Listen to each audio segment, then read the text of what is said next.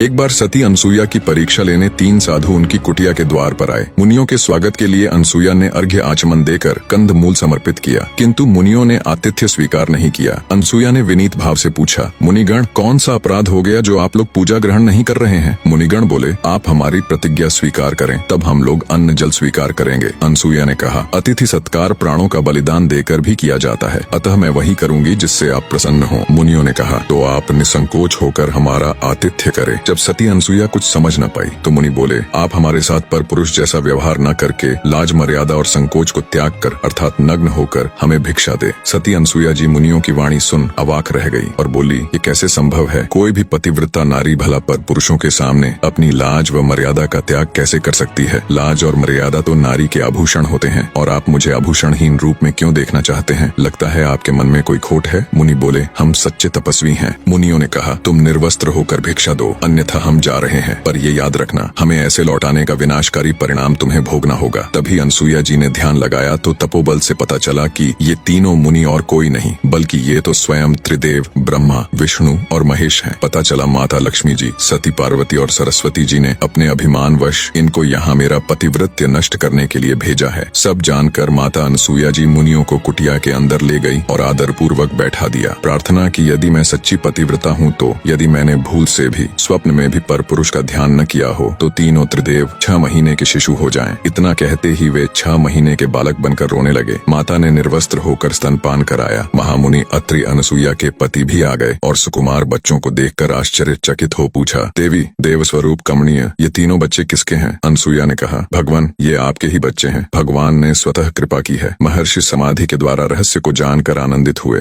तीनों देव अब छोटे बच्चों के रूप में माँ की गोद में खेलते और माँ से क्रीड़ाएं करते थे। दिन बीते, मास बीता, वर्ष बीता। तीनों देवियां घबरा गईं कि पतिदेव कहाँ चले गए। उन्हें इतना समय तो नहीं लगना चाहिए था। वे घर से निकल पड़ी और मंदाकिनी के तट पर पहुंच गई। इस बीच नारायण नारायण की ध्वनि के साथ नारद उपस्थित हो गए। देवियों ने किसी तरह नारद को रोका और विनय के साथ पूछा, तीनों देवता कहाँ चले गए? नारद ने अंगुली के संकेत से बताया, देखो देखो, वे अनसुईया की गोद में खेल रहे हैं। तीनों ने नम्रता से कहा, नारद, हम इस आश्रम में जाना चाहती हैं। अनसुईया अप्रसन्न तो नहीं होंगी? जो देवियां थोड़े समय पहले जिस अनसुईया की पतिव्रता को अपने अहंकार वश नष्ट करना चाहती थीं, जिन्हें लगता था कि उनसे बड़ी पतिव्रता एक साधारण भूलोकवासी कैसे हो सकती है, अब वो उनकी पतिव्रता की ताकत देख उनके सामने जाने से भी घबरा रही थी। नारद ने कहा, अरे देखती नहीं कि तुम्हारे पतिदेव बच्चे बने हुए किलकिला रहे हैं? सती जहाँ बैठाती है वहाँ बैठते हैं, जहाँ लिटाती हैं वहाँ लेटते हैं। अब जाओ, पति की आशा छोड़ राम राम जपो। अंततः देवियों ने भूल स्वीकार कर कहा, नारद, अनसुईया से बढ़कर कोई पतिव्रता नहीं है, हम लोग इसे मानती हैं। हम अब किसी गुणवान के प्रति ईर्ष्या नहीं करेंगे। नारद ने कहा, तुम लोग सती की शरण में जाओ, कल्याण होगा। बच्चों को सती के वश देख वे भयभीत होकर घर के अंदर जाने का साहस नहीं कर रही थीं। इसी बीच अनसुईया मंदाकिनी में स्नान कर गीले वस्त्रों में अंदर गई तो तीनों देवियों ने कुटी के द्वार पर खड़ी होकर कहा, माता जी, हम भीतर आएं? अनसुईया ने उनसे पूछा, तुम कौन हो? उन्होंने कहा, हम आपकी पुत्र वधू हैं। अनसुईया ने कहा, बहुओं को घर में आने के लिए क्या पूछना, तुम्हारा ही घर है, चलिए आओ। लज्जा से नम्रमुखी होकर तीनों ने प्रवेश किया और अनसुईया के पैर छुए। इतने में अत्रि ऋषि आ गए। वे तीनों घूंघट डालकर एक और बैठ गईं। महर्षि ने पूछा, देवी, ये तीनों कौन हैं? देवी ने कहा, ये तीनों आपकी पुत्र वधुएं हैं। देवी, तुम तो बड़ा कौतुक करती हो, अब बड़ी बहुएं भी आ गईं। अत्रि ने आश्चर्यपूर्वक कहा।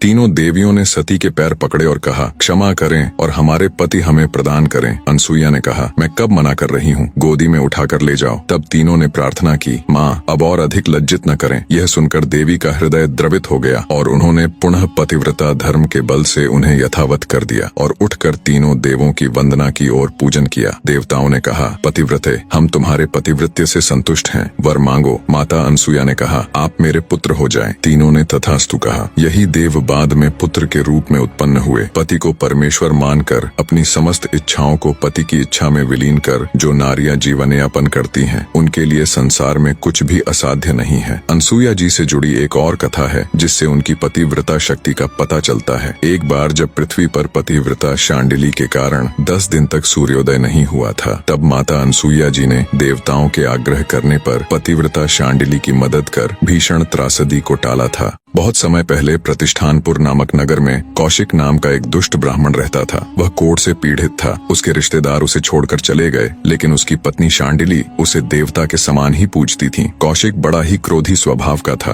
वह शांडिली का बिना किसी कारण अपमान करता रहता, लेकिन वह सुनती रहती। दिन भर अटारी में बैठकर आने जाने वाली स्त्रियों को बुरी नजर से ताकता था। एक दिन नगर के राजा के यहाँ से एक वैश्या निकली, जिसे देखकर कौशिक की काम वासना जागृत हुई। उसने अपनी पत्नी शांडिली से कहा, कुछ देर पहले मैंने यहाँ एक सुंदर वैश्या को जाते देखा था, क्या तुम मुझे उसके पास ले चलोगी? पति के मुख से दूसरी स्त्री, वो भी वैश्या, के पास जाने की बात सुनकर भी शांडिली को क्रोध नहीं आया, बल्कि वह पहले उस वैश्या के घर गई और वैश्या के सामने अपने पति की इच्छा व्यक्त की। वैश्या ने उसे बहुत सारे धन और उसके पति के साथ आधी रात को आने के लिए कहा। यह सुनकर शांडिली अपने घर लौट आई। अपने ही पति को वैश्या के पास ले जाने के लिए शांडिली ने सारे आभूषण इकट्ठे किए। जब रात हुई तो शांडिली जी ने अपने कोढ़ से घर्षित पति को कंधे पर उठाया और चल पड़ी। जिस मार्ग से वो अपने पति को लेकर जा रही थीं, उसी मार्ग में थोड़ी आगे मांडव ऋषि को चोरी के संदेह में राजा ने सूली पर चढ़ा दिया था। हालांकि मांडव ऋषि के पास भक्ति की इतनी ताकत थी कि वो चाहे तो अपनी मंत्र शक्ति से सजा से बच सकते थे, परंतु जब वो एक छोटे बच्चे थे तो चींटियों को कांटे चुभोया करते थे। अब उन्हें ये सजा उसी के फलस्वरूप मिली है, ये वे भली भांति जानते थे। तो अपने कर्मों को काटने के लिए वे सूली की सजा भुगत रहे थे। तभी वहाँ से शांडिली गुजरी। काफी अंधेरा होने के कारण उनके पति का पैर सूली से लग गया, जिससे सूली हिलने लगी और ऋषि को असहनीय पीड़ा हुई। पीड़ा से छटपटाते ऋषि ने शाप दिया, जिसने भी इस सूली को हिलाया है, सूर्य उदय होने से पहले उसकी मृत्यु हो जाए। शांडिली ऋषि का शाप सुनकर कांप उठी और उनसे आग्रह किया, महाराज, अंधेरा ज्यादा होने के कारण अनजाने में मेरे पति का पैर सूली से लग गया, कृपया अपना शाप वापस ले ले।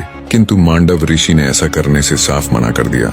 तब गुस्से में ऋषि मांडव को ललकारते हुए शांडिली ने कहा, हे ऋषिवर, या तो आप अपना दिया श्राप वापस ले लें, अन्यथा कल सूर्योदय नहीं होगा। इतना कह शांडिली फिर से अपने पति को उठा वैश्या के घर की तरफ चल दी। उस पतिव्रता के कही गई वाणी बिल्कुल सत्य हुई और अगले दिन सूर्य नहीं निकला। उससे अगले दिन भी नहीं और उससे अगले दिन भी नहीं। ऐसे ही 10 दिन बीत गए। पृथ्वी पर त्राही त्राही मच गई। पृथ्वी वासियों के साथ साथ सारा देवलोक भी चिंतित हो उठा। ऐसे तो पृथ्वी की गति रुक जाएगी, ऋतवें रुक जाएंगी, पृथ्वी का सर्वनाश हो जाएगा। तब उनकी चिंता देख ब्रह्मा जी बोले, शांडिली की पतिव्रता का तेज ही ऐसा है कि सूर्योदय नहीं होगा, पर इसका एक रास्ता है। सबको मिलकर अत्रि ऋषि की पत्नी अनसुया जी के पास जाना चाहिए, अब वो ही कुछ कर सकती है। सभी चिंतित देवगण मिलकर अनसुया के पास गए और सारा वृतांत कह सुनाया और याचना की कि अब आप ही हमारी मदद कर सकती हैं। सभी देवताओं की याचिका सुन माता अनसुया जी शांडिली के पास गई और उनसे कहा, आप सूर्य को उदय होने दें। मैं वचन देती हूँ कि अपनी पतिव्रता शक्ति से तुम्हारे पति को फिर से जिंदा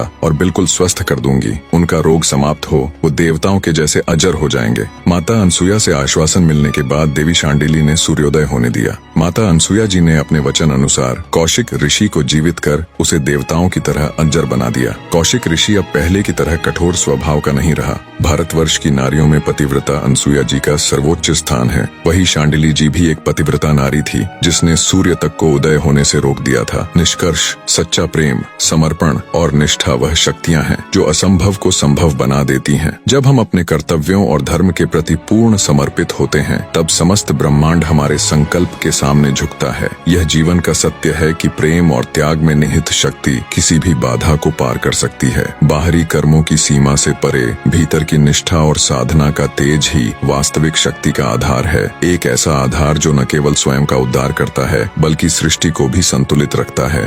चैनल को सब्सक्राइब कर नेक्स्ट कहानी आप किसकी देखना चाहते हैं कमेंट करके बताइएगा जरूर।